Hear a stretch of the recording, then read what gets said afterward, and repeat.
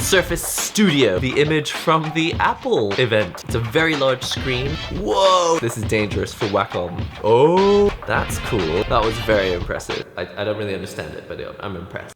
It's the Microsoft Surface event. We're expecting them to release a new Surface PC. I'm making my tea. Hold on a second. Today's blend, I can't tell you because it's disappeared. It's like a type of Earl Grey, I'm not sure. We're not expecting to hear any information about Surface Pro 5, and we're not expecting any information about Surface Book 2. So he's going through the various types of people who use technology to do really awesome things. Windows, great place to create and play. Let's see if I can create some tea without burning myself. I just saw it spurt out there at the front.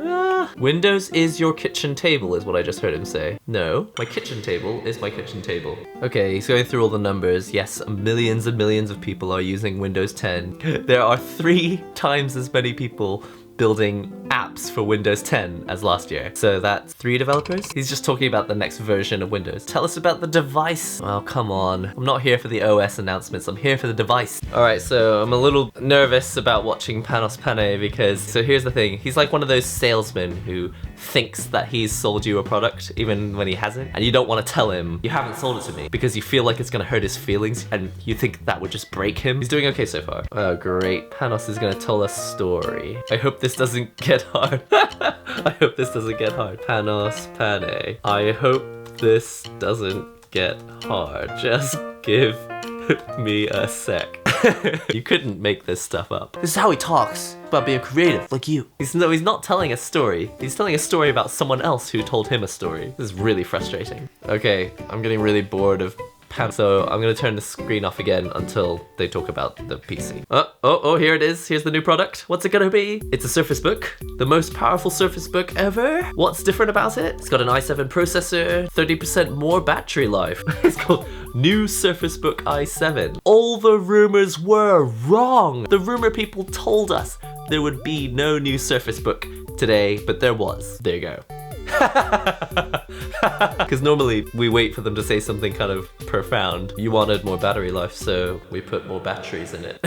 Okay, changing gears. Do you want to hear about a new product? Yes, we do. Okay, something more than book, more than pro, something new. Why is it that everything that Panos says has to sound like he's on some kind of chemical that no one else is on? It's going to seem familiar, but it's going to feel different. Surface Studio. Groundbreaking optomechanical something, forged aluminium something, big screen. It's exactly what we thought it was going to look like. A thin slab computer with this weird frame that comes up and a big display. Very interesting. Did it say GTX 980M or GTX 980? So Surface has brought out a PC. It's a very large screen. Whoa, it's so thin. All right, this is dangerous for Wacom because this is a huge screen.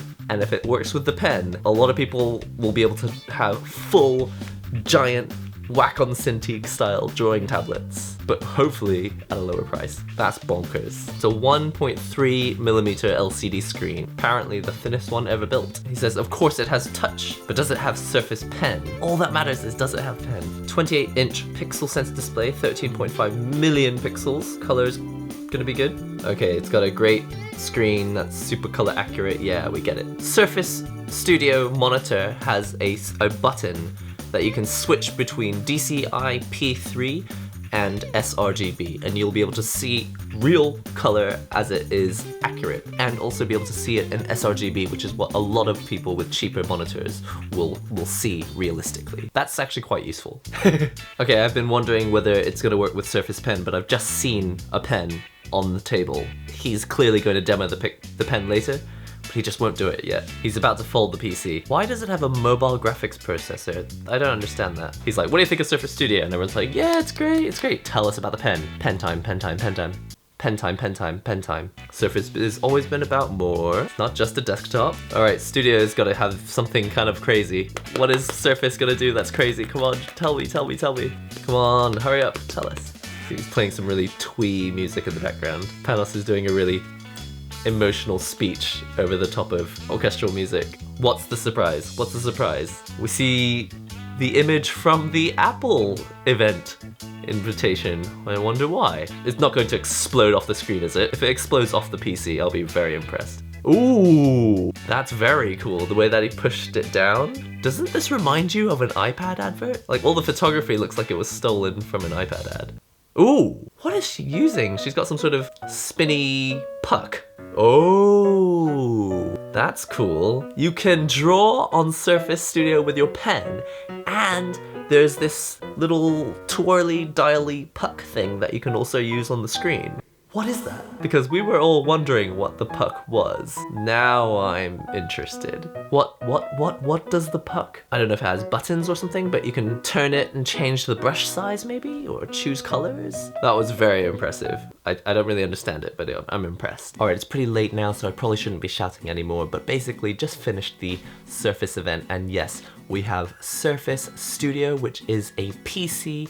It's not mobile, so it will be tied to your desk, but it's huge, and this is the first time I've seen a desktop that I think actually replaces your actual physical desktop. Like, this is the first laptop monitor screen that you'll be able to angle down and actually work on it just like you would on a really expensive Cintiq, but you can buy the whole computer for $3,000 up to $4,000, I think, or maybe $4,200. So it's not cheap, but compared to buying a computer and a Cintiq large screen, which you would have to plug into your computer anyway, it's probably going to work out cheaper to just buy a Surface Studio. Plus, they have this cool new accessory called Surface Dial. It's basically just a puck that you can turn, and we've seen that years and years ago, a similar device, but you can actually place this on the screen and it will know where you placed it down, and you can turn it and you can see some contextual menus, basically.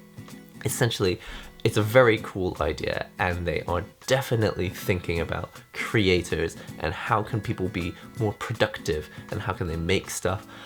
Apple's event is going to be tomorrow, so I will be very surprised if their event can be as impressive as this, because essentially from what I've seen, we're getting new MacBooks and there's going to be a little OLED bar with a Touch ID sensor in it. But unless Apple comes out with a computer, an actual OS X computer, as being Mac OS Sierra computer that works with Apple Pencil, I think Microsoft will have won the battle this year, because seriously, being able to have like a 27-inch screen, angle it down and just start drawing on it, that huge screen, that's gonna be hard to beat. Anyway, it's too late now, so I should probably wrap this up. But thanks for watching. Don't forget to comment, subscribe, share the links and all that great stuff. And I'll see you in the next NihongoGamer video. He pulled the what? Oh! It uses cartridges, a headphone jack. This is a 3DS killer.